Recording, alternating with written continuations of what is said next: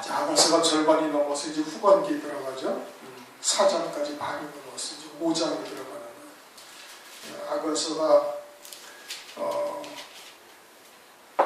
다시 생각을 해봐도 요한계시록만큼이나 어려운 곳이라서 그저 그냥 한번 우리가 설교하며 말씀을 듣는데 그냥 2절 내지 3절 짧은다는 한번 4절 이 정도까지밖에 설교를 못하죠. 그렇죠? 그 요한계시록도 그거보다는 더 했는데 이 아가서의 말씀이 결코 요한계시록 말씀보다 쉬운 것이 절대 아닌 겁니다. 깨닫기가 참 어려운 것이죠.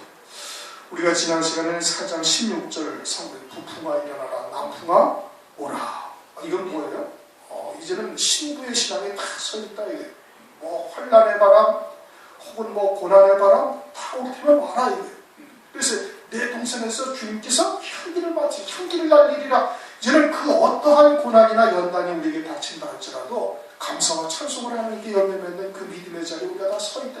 부풍은 뭐예요? 피를 몰고 오는 것. 남풍은 여름이 더운 더운 바람이다. 이게. 그러면 여름이 오는 것이고 여름이 오면은 세상은 어떻게 된다? 끝이다. 이게. 그럼 남풍이라는 것은 결국 적그리스도의 환난의 바람이요. 북풍이라는 것은 우리를 연단시키려는 그런 고난의 과정이다. 쇠풀무와 같은 담금질하다. 그러할 때라도 좌절하거나 실망하거나 낙심하지 아니하겠다. 감사 찬송을 하나님께 영광을 돌리는 그와 같은 신부의 신앙에 이제 완전히 서있다. 그래서 나의 동산에 불어서 향기를 날리라. 나의 사랑하는 자가 그 동산에 들어가서 그 아름다운 신과를 먹기를 원하노라. 이제 주님, 신랑 되시는 주님에게 합당한 양식이 다 나오고 있다 이겁니다. 그러니까 이제 5절에 신랑의 화답이에요. 나의 누이 나의 신부야 내가 내 동산에 들어와서 나의 몰약과 향주를 거두고 나의 꿀송이와 꿀을 먹고 내 포도주와 젖을 마셨으니 그리고 주님께서 신랑께서 오셔서 드시라 하니까 과실을 드시라 하니까 신랑이 어떻게 와가지고 먹고 마시고 그리고 이제 이렇게 거두고 먹고 마셨다 아버지 말씀하고 있는 거예요. 나의 누이 나의 신부는 이미 앞서서 상고했죠. 나의 누이라는 것은 마치 아브라함의 누이 사라가 아내가 되었던 것처럼 우리가 아버지가 한 분이 되는 거예요. 아브라함과 사라의 아버지가 한 사람이었듯이 우리의 아버지 주님과 나의 아버지가 한 분 예수 그리스도 하나님 아버지신 거예요. 이 요한일서 5장 1절이나 히브리서 2장 11절에서 말씀하고 있지 않습니까? 다 아버지께로 났다 이겁니다.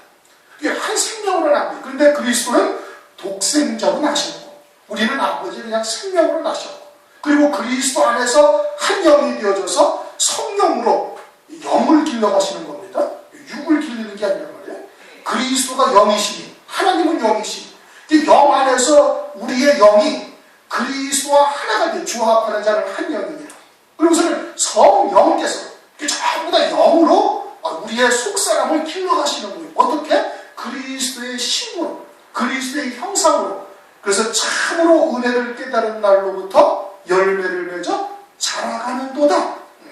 너희는 두렵고 떨림으로 너희 구원을 이루라. 그렇게 해서 자라가가지고 신부의 신앙에 딱 이르게 되니까 그러니까 어떻게 되는 거예요? 이제 나의 누이가 되는 거예요. 형제요 누이가 되는 거예요. 신부의 신앙에 그게 나의 누이 나의 신부야. 그렇게 이제 부르신단 말입니다. 내가 내 동산에 들어와서 누구의 동산? 주님의 동산이다. 내 동산이라고 그러는 거. 왜? 주님이 만들어 놓으신 거니까. 우리의 심령 속에 주님의 동산을 만들어 놓으신 거예요. 그것은 장차 있게 되어질 천년 왕국이 실상이에요. 그 그림자로 에덴 동산을 주님께서 보여주신 거예요. 에덴 동산에는 마귀가 들어갈 수 있지만 천년 왕국에는 들어갈 수 있어요? 없어요? 들어가지 못하는 거예요. 그러니까 천년 왕국에서는 마귀는 무전행이 갇히죠. 계시록 20장에 2절 3절에 1천년 동안 어디로 가요? 마귀는 무전행이 갇혀요. 그래가지고는 거기는 모든 악한 것은 아무것도 없는 거예요. 왜 저주도 없고 눈물도 없고 고통도 없고 애통함도 없고 슬픔도 없고 죽음도 없고 아무것도 없어요. 오직 희락과 기쁨 하나님의 의만 펼쳐지는 나라가 이제 되어지는 거예요. 그것을 그림자로 에덴 동산을 통해서 우리에게 보여주신 거예요. 에덴 동산에 아담과 하와가 쫓겨났을 때 거기다가 화영검, 두루두는 화영검을 둬서 지키는 것이죠. 못 들어오게 지키는 게 아니라 들어올 자만 들어오게 하시는 거예요. 그래서 계시록 2장에 말씀하신 생명나무의 열매를 내가 따주어 먹게 하리라. 그리고는 주님께서 다윗의 열쇠를 가지시기로 우리에게 말씀을 하고 있는 겁니다. 열면 닫을 사람이 없고 닫으면 열 사람이 없다. 그렇게 말씀하십니다. 동시천야시. 여기까지 왔는데.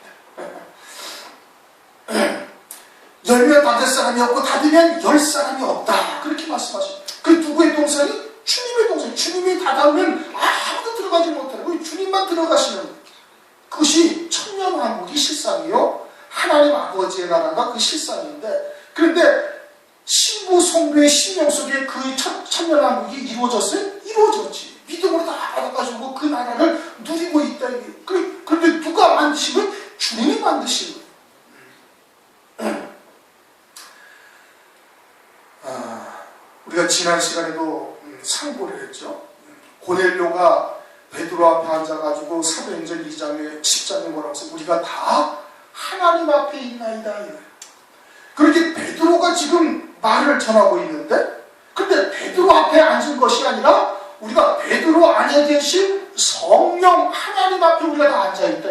그리고는 말씀을 들을 때는 어떻게 들어요? 성령으로 듣는 거예요. 성령께서 듣게 하시고 성령께서 깨닫게 하시고 성령께서 우리의 마음의 신비에 새기시는 거죠. 그래서 그 말씀에 붙잡혀 이끌려 가시게 하시는 겁니다. 누가? 주님께서. 그런데 그 말씀으로 살지 아니하고 내가 살으려고 하니까 자꾸 어떻게? 연단하시고 훈련하시고, 그래서 그렇게 가봐야 결국 다시 하나님의 말씀을 믿는 믿음이 이것이 혼자는 길이라는 것을 깨닫게 해서 다시 돌아오게 하시는 거예요. 하나님께서. 그래서 광야 40년처럼 연단을 하셔가지고 하나님의 말씀을 믿는, 오직 여호와의 입에서 나오는 말씀으로만 사는 자로 하나님께서 세우신다 이겁니다. 그러니 그 말씀을 듣게 하신 분도 하나님이시요, 그 말씀으로 우리를 세우시는 분도 하나님이시요, 그 동산을 이루신 분이 누구예요? 하나님이신 거예요. 그러니까 내 동산, 내가 내 동산에 들어가서 라고 말씀을 하고 있는 겁니다.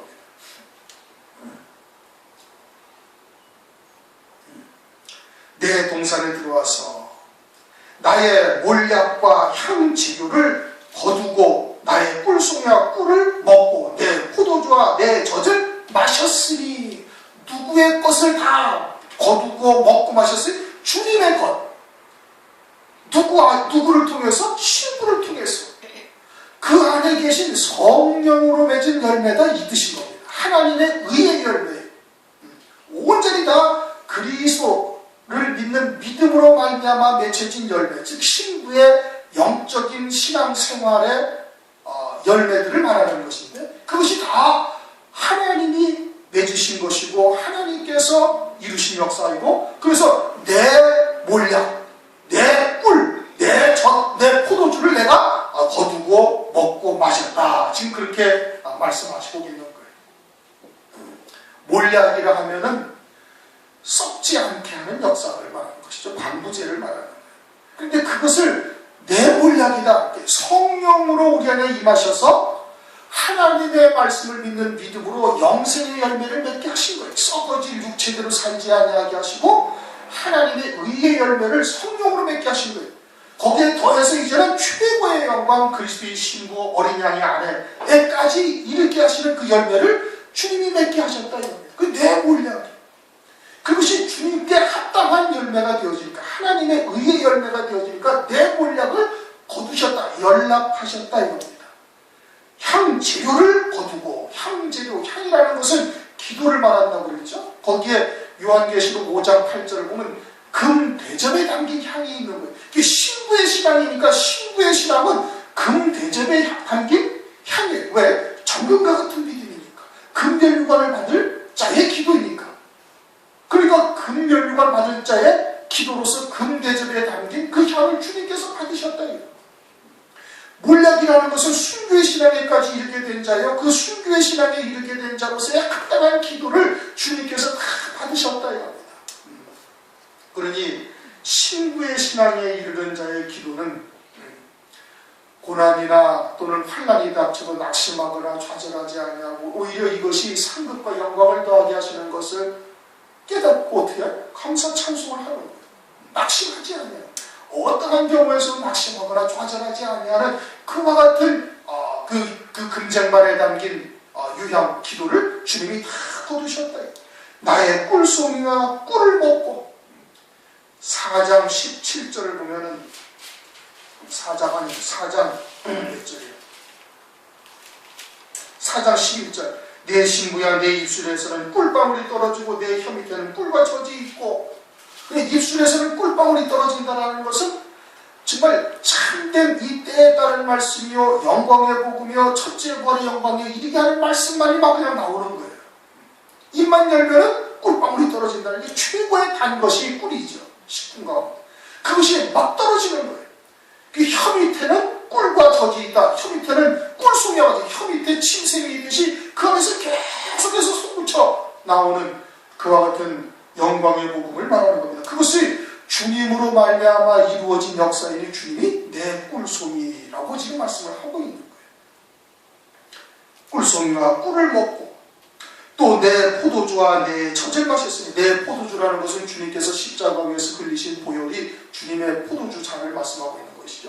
이 모든 것이 그와 같은 주님의 대속의 은혜, 죄사함의 구원의 은총이 없이는 아무것도 이루어질 수가 없는 것이죠. 그러니까 늘 그것이 가장 귀한 것이 거기서부터 시작해서 여기까지 이르기 때문에 그러니까 그러한 주님의 구속의 은혜를 늘 잊지 않냐고 항상 그 은혜 안에서 감사하며 하나님께 주님께 영광을 돌리고 찬송하는 것이죠. 내 포도주와 내 젖을 마셨다. 젖이라는 것은 베드로전서 2장 2절에 신령한 젖을 먹으면 어떻게 된대? 자라나게 되어진다 이겁니다. 골로새서 1장 6절 말씀처럼 참으로 은혜를 깨달은 날부터 자라는도다. 자라나게 되어지는 거예요. 그래서 어린아이의 신앙에서 청년의 신앙으로, 청년의 신앙에서 장년의 신앙으로, 성숙한 신앙으로, 그리스도의 신부의 신앙으로 서게 되어졌음을 말씀하고 이 모든 것이 다 주님의 은혜다 이 겁니다. 그 동산 안에서 이와 같이 몰약과 향재료 또는 꿀송이와 꿀, 포도주와 젖과 같은 신과를 지금 막 내고 있는 거예요. 그것을 주님에게 합당한 열매로서 다 받으시는 거예요. 신부의 신앙에 합당한 그와 같은 열매로서 신랑 되시는 주님이 다 거두고 계시고 먹고 계시고 마시고 있음을 지금 말씀을 하고 있는 겁니다. 그러자 이제 그 다음에 나의 친구들아 먹으라, 나의 사랑하는 사람들아 마시고 많이 마시라. 주님이 친구들과 사랑하는 자들에게 와서 이제 신부된 자에게 먼저 와서 거기서 마시라, 먹고 마시라 그러는 겁니다. 요한계시록 22장 17절에 보면 신부가 성령과 신부가 말씀하시기를 오라 하신도다. 듣는 자도 오라 할 것이요 목마른 자도 올 것이요 또 원하는 자는 값없이 생명수를 받으라 하시라. 성령과 신부가 말씀하시는 거예요. 다시 말하면 먼저 된 자에게 내주하시는 성령께서 지금 증거하고 계시는 겁니다. 거기에 목마른 자도 와서 다 마시라 이거예요. 원하는 자는 원하는 대로 다 마시라 이겁니다. 그것이 나의 친구들아 먹으라, 나의 사랑하는 사람들아 많이 마시고 많이 마시라 이런 뜻인 겁니다. 그런데 왜 친구들이라고 말씀하시죠? 친구는 그리스도를 믿는 자는 모든 사람이 친구입니까? 아니죠. 요한복음 15장을 가면은 나의 계명을 지키는 자들이 나의 친구라 이겁니다. 요한복음 15장 14절 15절 너희가 나의 명하는 대로 행하면 나의 친구라. 이제부터는 너희를 종이라 하지 아니하리니 종은 주인이 하는 것을 알지 못하니라. 너희들을 친구라 하였느니 내가 내 아버지께 들은 것을 다 너희에게 알게 하였습니다. 주님이 명하신 주의 계명을 지키는 자들이 친구예요. 그리고는 그것을 주님께서 다 알게 하셨다. 아버지의 뜻을 아는 거예요. 진리가 무엇인지를 깨닫고 그 아버지의 뜻을 쫓아 믿음으로 열매를 맺어가는 거예요. 그게 계명을 지키는 거죠. 육으로 지켜 행하는 것이 아니라 믿음으로 열매를 맺는 것이 계명을 지키는 거죠. 그러니까 아버지의 뜻, 진리의 말씀이 무엇인지를 깨닫고 믿음으로 열매를 맺어가는 자들이 그들이 친구예요. 그런데 그 친구라 할지라도 에스겔서 47장을 보면은 성전 문지방에서 물이 흘러나오는데 누구는 발목까지, 정갱이까지, 발목까지 물이 차는 데서 그냥 있고, 어떤 사람은 무릎까지 차는 물에 들어가 있고, 어떤 사람은 허리까지 차는 물에 들어가 있고, 어떤 사람은 헤엄치는 자리에까지 가 있는 사람이 있는 거예요. 그러니까 신부의 신앙은 어떠한 신앙이? 신부의 신앙은 가장 온전한 신앙이 되어지는 것이죠. 예수님이 이 천지 만물을 지으시고 하나님의 아들들의 영을 지으셔서 이 땅에 육신을 입게 보내신 이유가 뭐예요? 사흘 되는 달 갈릴리 가나의 혼인잔치에 혼인잔치에 청하기 위해서 이 땅에 보내신 거예요. 어린 양의 혼인잔치에 하나님의 자녀들이 그 신부로서 부르심 받게 하시기 위해서 이 땅을 지으시고 하나님의 자녀들을 보내신 거예요. 그리고 그들이 가장 온전한 신앙이다 이겁니다. 예수와 마찬가지로 하나님 아버지의 뜻을 위하여 묵배임 받기를 마다하지 아니하니 그리스도와 같은 믿음의 자리에까지 이른 것으로 하나님께서 인정을 해주시는 거예요. 말씀을 인하여 묵배임을 받으니까. 그러니 그 신앙이 가장 온전한 신앙이니 그들에게 와서 먹고 그들에게 와서 마시라. 지금 그렇게 말씀하고 있는 겁니다. 나의 친구들아 먹어라. 나의 사랑하는 사람들아 마시고 많이 마시라. 나의 사랑하는 사람이다 이거예요. 굳이 또 나의 사랑하는 사람이다 말씀하시는 것은 사람과 짐승을 구별해서 말씀하고 계시는 거예요. 사람은 짐승과는 다르죠, 그렇죠? 그것을 어디에서 극명하게 말씀을 하시고 있는 거 아니? 요한복음 6장을 가면은 주님께서 오병이어의 이적을 베푸시고 그 오병이어의 떡을 먹은 사람이 사람들이 5,000명쯤 되었더라. 이제 마태마가복음에서는 그들을 뭐라고 그래? 남자라고 그래.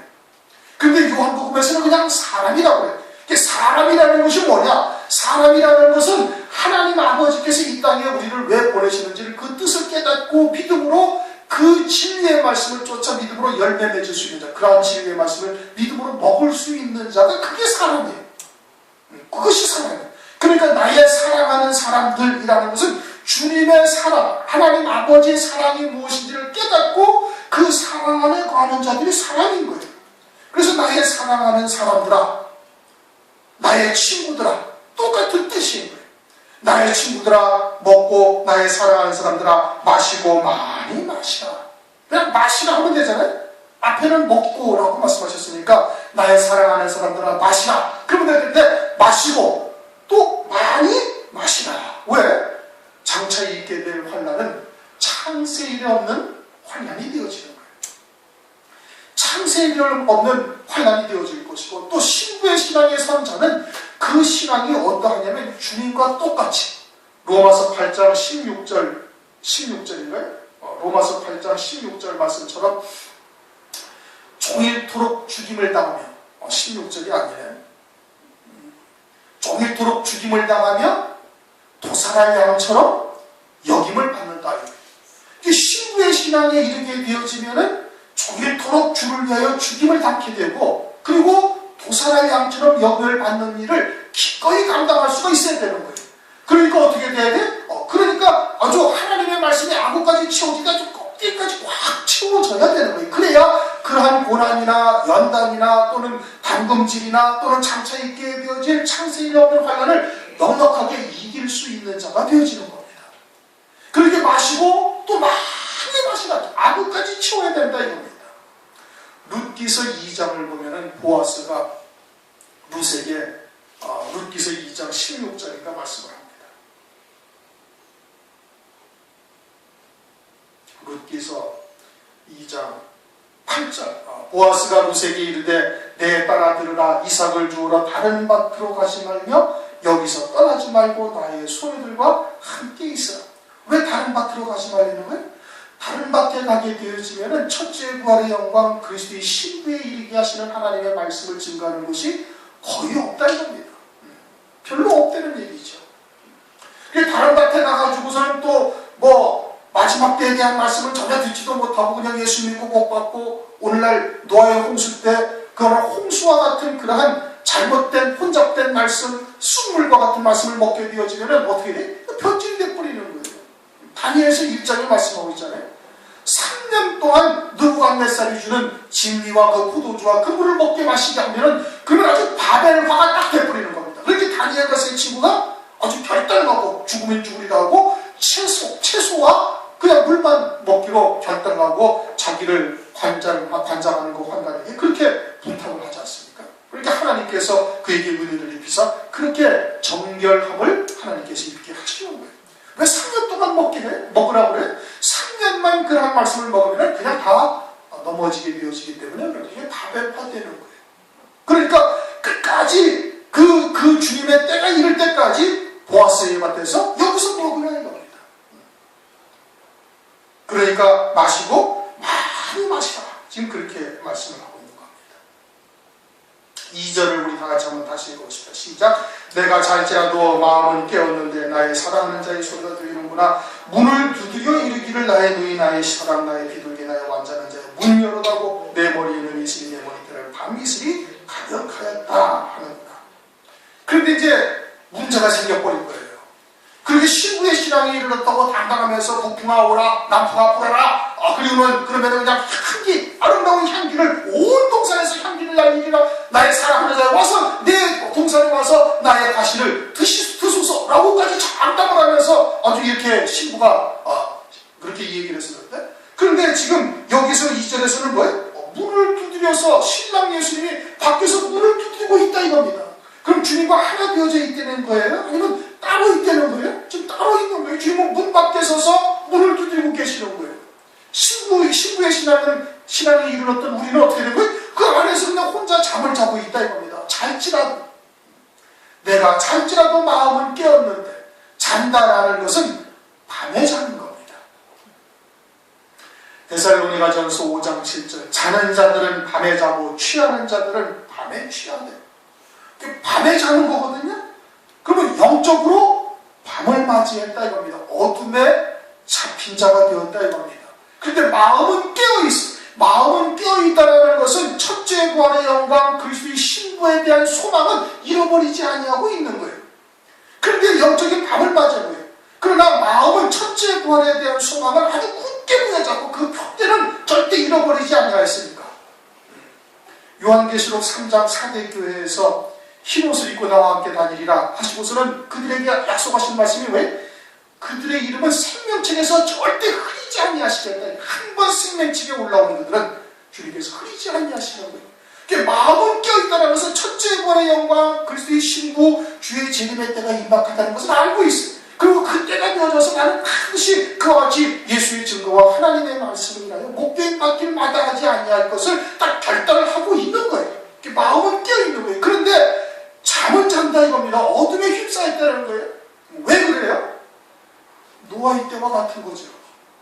나가서 증거해도 들을 사람이 없는 거예요. 이사야서에 보면은 감람나무에 겨우 두세 개 남아있고, 감람나무 열매에 감람이 얼마나 많이 달렸는지는 설명을 드렸죠.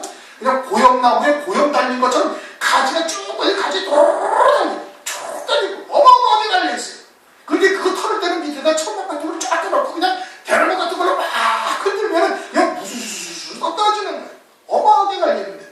그런데 그러한 가운데 겨우 두세 개 남아있고, 무성한 강남나무 가지에서는 겨우 4, 5개 정도 남는다. 마지막 추수 때.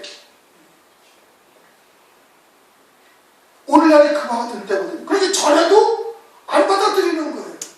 그러고서는 오히려 어떻게? 2단이니 3단이니 대적하고 조롱하고 또는 막 핍박하고 또는 내쫓고 이와 같은 일을 딱 당하니까 어떻게 돼? 겁이 덜컥 나가지고 아이고야 하고서 주저앉아버린 거다 이겁니다. 로뎀나무의 엘리야가 그런 것이죠. 하나님의 역사가 어떠하다라는 것을 갈멜산에서 보여주고 온 이스라엘 백성들이 다 목도했어요. 누구의 재단에 하나님의 불이 임해서 연락을 하셨고 누가 하나님인지를 그 자리에 다 알았어요. 다 봤는데 어떻게? 다시 하루 만에 아합과 이세벨을 쫓아서 아세라 목상과 바알을 섬기는 자로 다시 돌아서 버리는 거예요. 엘리야는 아무도 쫓아오질 않아요. 그 자리에서는 엘리야의 하나님이 하나님이로다 라고 외치면서 바알 선지자 450명을 갖다 칼로 죽였는데, 근데 하루 만에 마음이 확 바뀌어가지고 세상의 권세를 쫓는 자들로 또다시 예전처럼 돌아가 버린 거예요.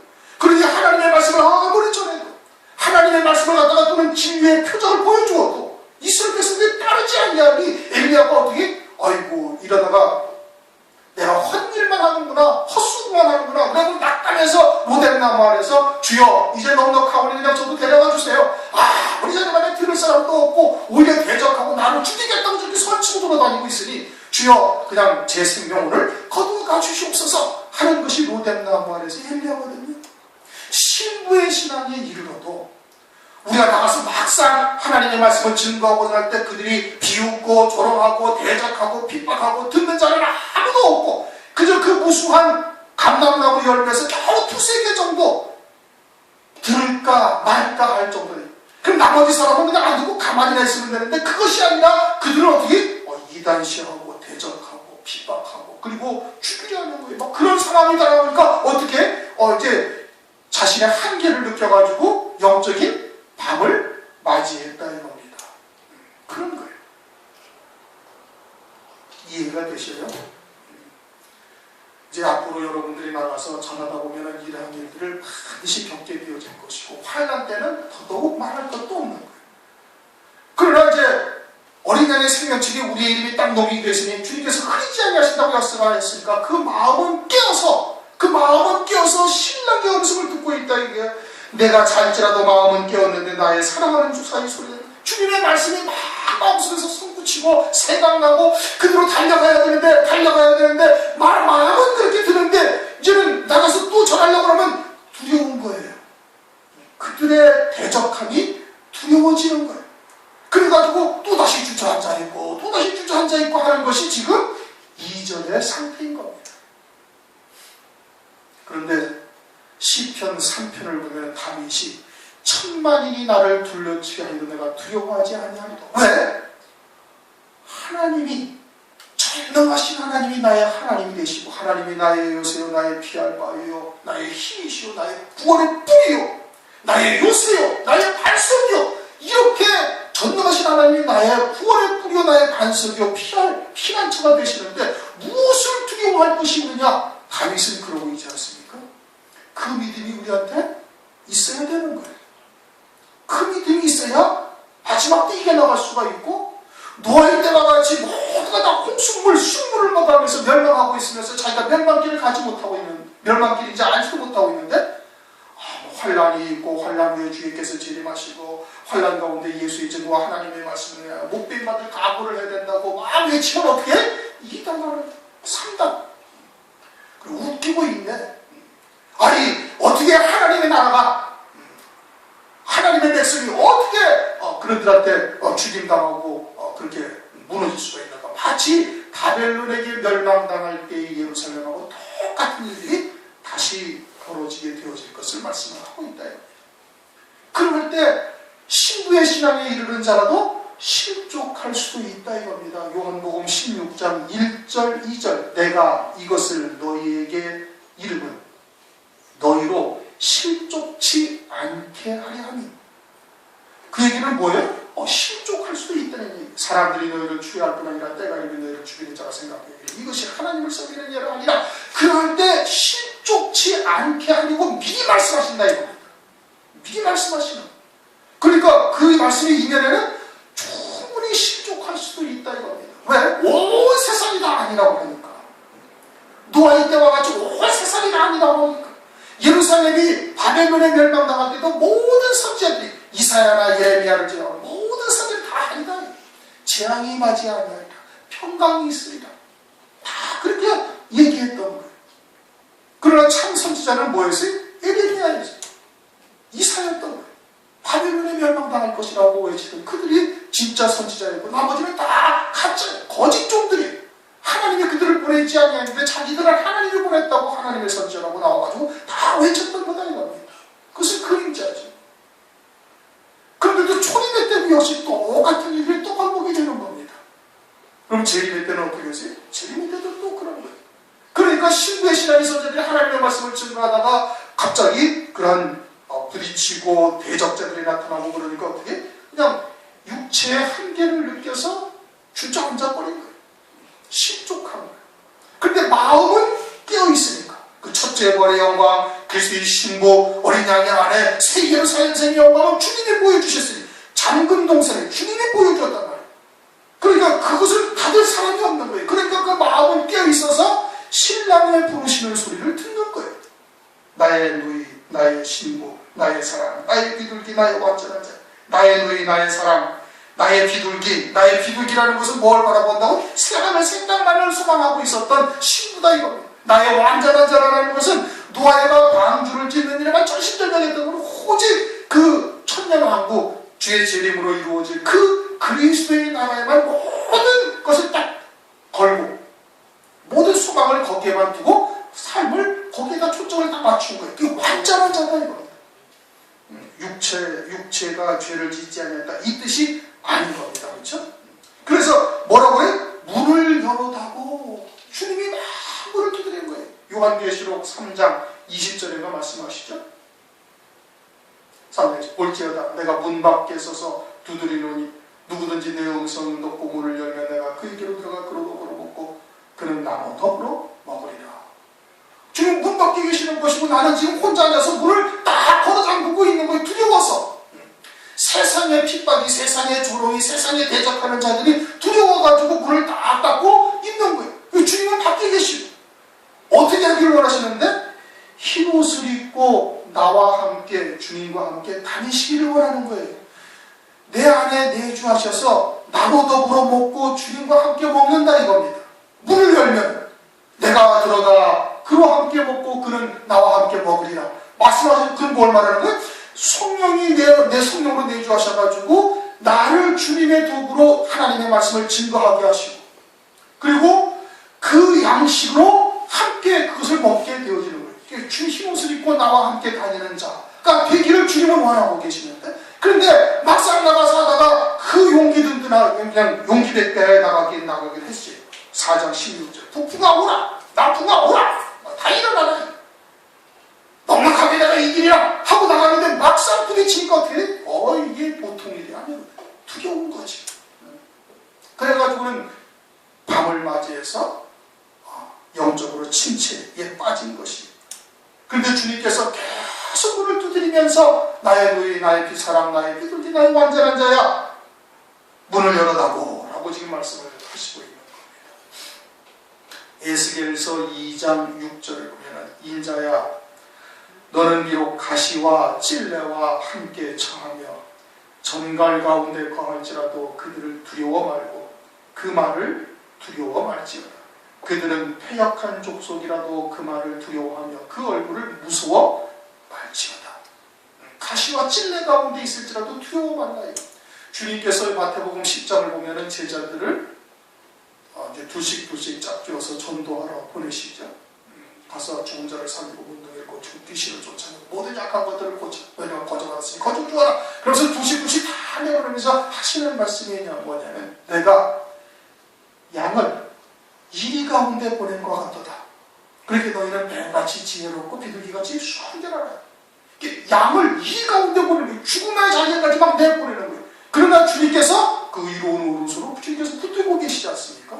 그러니까 다리처럼 천만이 내를 둘러치게 해도 내가 두려워 아니하리로다. 아주 담대한 믿음을 가지니 그러기 위해서 어떻게 하니? 말씀을 먹고 또 먹어야 되는 거예요. 마시고 또 많이 마셔야 되는 거예요. 끝까지 남아가지고 끝까지 하나님의 말씀으로 채워서 그 속사람이 장성한 분량에까지 일어나야 되는 거예요. 신부의 신앙에 이르렀어도 이처럼 실족할 수 있다. 영적인 침체를 맞이할 수 있음을 지금 또다시 말씀을 하고 있는 겁니다. 그러니까 보아스의 밭에서 끝까지 남아있어야 할 것을 말씀을 하고 있는 것이죠. 그리고 또한 주님께서 우리에게 말씀하시기를 그렇게 대적하는 자들이 있고 핍박이나 수치를 당하게 되어지면 누리게 되어질 영광이 더욱 크다는 것을 성경에서 이미 약속을 하고 계시는 거예요. 그러니까 사도 바울이 그리스도의 남은 고난을 내 육체에 채운다 이거예요. 왜? 그것이 내게 행복과 영광을 더하게 하시는 하나님의 역사라는 것을 깨닫고 있으니까 그것을 아주 기꺼이 감당하겠다 이겁니다.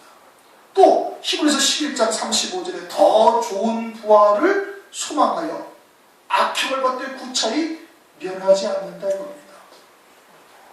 그러기에 그들은 그런 하나님의 말씀을 아주 채워져서 어떠한 환경 가운데서도 흔들리지 아니하고 요동치 아니하는 믿음을 가지고 있음을 말합니다. 주님께서 지금 그와 같은 자리에 서게 하시기 위해서 문을 두드리고 있는 문을 열었다고. 내 머리에는 이슬이 내 머리털에는 밤이슬이 가득하였다. 이슬은 낮에 내린 것이고 밤이슬은 밤에 내린 거예요. 그러니까 밤낮으로 주님을 막 다니고 계시는 거예요. 밤낮으로 다니고 계시는데 주님을 영접하는 자들이 없는 거예요. 마치 노아의 때와 같이 전부 다 순물을 먹으면서 참된 진리의 생수는 아무도 먹으려고 하지 아니하는 예수 주님의 초림의 때와 같이 그 말씀을 받을 자들이 없다 이겁니다. 받아들이지 않는 하나님의 백성들이 1천만 유대인 가운데 겨우 120명만 마가의 다락방에서 성령을 받은 거예요. 그들만이 그 진리의 생수를 받아먹은 자들이 되는 거예요. 그 주님이 낮에도 다니시고 밤에도 다니시면서 그 하나님의 말씀을 갖다가 그들에게 증거하셔서 그들을 살리고자 그렇게 다니시는데 아무도 그 말씀을 영접하는 자가 없다. 낮에 다닌다. 낮은 빛이 있죠? 그 심령 속에 빛이 있는 자를 말하는 거예요. 진리의 말씀을 그래도 알아듣고 남자요 사람인 자인데 그런데도 그들도 받아들이질 아니하니 낮에도 이슬을 받고 계셨고 밤은 어둠에 속한 자, 혼잡된 말씀, 홍수와 같은 순물을 먹고 있는 자들은 더더군다나 받아들일 수가 없는 것이죠. 신부의 신앙에 들어선 자들도 때로는 이렇게 침체돼가지고 자는 자가 있는데 그 어떻게 받아들일 수가 있겠어요? 그 말씀을 받아들일 자가 없다 이겁니다. 그러니 문을 두드리면서 문을 열어다고 주님께서 그렇게 외치고 계시다라고 지금 말씀을 하고 있는 겁니다. 우리들도 진리의 말씀을 듣고 또 먹고 그렇게 했다 해서 안심할 수는 절대 없는 겁니다. 그럴 수는 없는 거예요. 신부의 신앙에 이르렀다 하지만 신부의 신앙에 이르기 전에도 수없이 많은 연단의 과정, 담금질 과정에서 우리가 넘어지고 실족하고 피쪽, 세쪽, 빼쪽, 꼬쪽 하고 그렇게 하다가 하나님께서 우리를 갖다가 세워서 겨우 이제는 가나안 땅 앞에 이구까지 딱 두었는데 요단강을 건너갈 자리에서 거기까지 가는 것도 참 엄청난 여정이에요. 그때까지도 주님께서 구름기둥과 불기둥 우리를 물 없는 곳 또는 길 험악한 곳으로 인도하셔서 겨우 거기까지 이끌어 오신 거예요. 이끌어 오셔서 가나안 땅을 요단강을 건너서 가나안 땅 들어가는 것은 더 큰 일인 거예요. 이제 실전 싸움이죠. 거기는 완전히. 그런데 거기까지 가기도 전에 벌써 다 그냥 온갖 일들이 벌어지게 되는데 그것도 감당하기가 쉬운 일이 아니다. 그러나 거기까지 와서 요단강을 건넜다 할지라도 그때부터도 또 어마어마한 전쟁터가 벌어지는 것인데 그 싸움을 이기기 위해서는 먹고 마시고 또 많이 마셔야 그것을 감당할 수가 있는 거예요. 그래서 마시고 많이 마시라고 말씀을 하고 있는 겁니다. 그러니 우리가 예배를 참 목숨을 걸고 와야 되는 것이고 하나님의 말씀을 정말 그렇게 심각하게 받아들여야 되는 겁니다. 환난이 되면 이제 여러분 듣고 싶어도 같이 듣지 이렇게 은혜를 나누지 못할 수도 있는 거예요. 당연하죠. 핍박이 오고 이단이다 3단이다 온 교회들로부터 내침을 당하는데 이렇게 모여서 예배 드릴 수 있는 그러한 때가 없다 이겁니다. 바짝 뿔뿔이 흩어져가지고 순교를 하든지 하나님의 말씀을 증거하든지 그렇게 해야 되거든요. 그러니 그때까지 어떻게 돼? 하나님의 말씀으로 완전히 치워져서 그때는 그냥 전혀 이렇게 침체나 또는 실족하는 것이나 이런 것이 빠지지 아니하고 정말 4장 16절의 말씀처럼 그렇게 담대히 외칠 수 있는 자가 되어져야 되는 거예요. 오늘 말씀은 우리가 잘 새겨들으시고 우리 스스로가 어디쯤 서 있는지를 돌아보시고 그리고 어디까지 가야 할지를 우리가 잘 생각하시면서 끝까지 달려가시는 저와 여러분 되시기를 주님의 이름으로 축원합니다. 우리 동성을 함께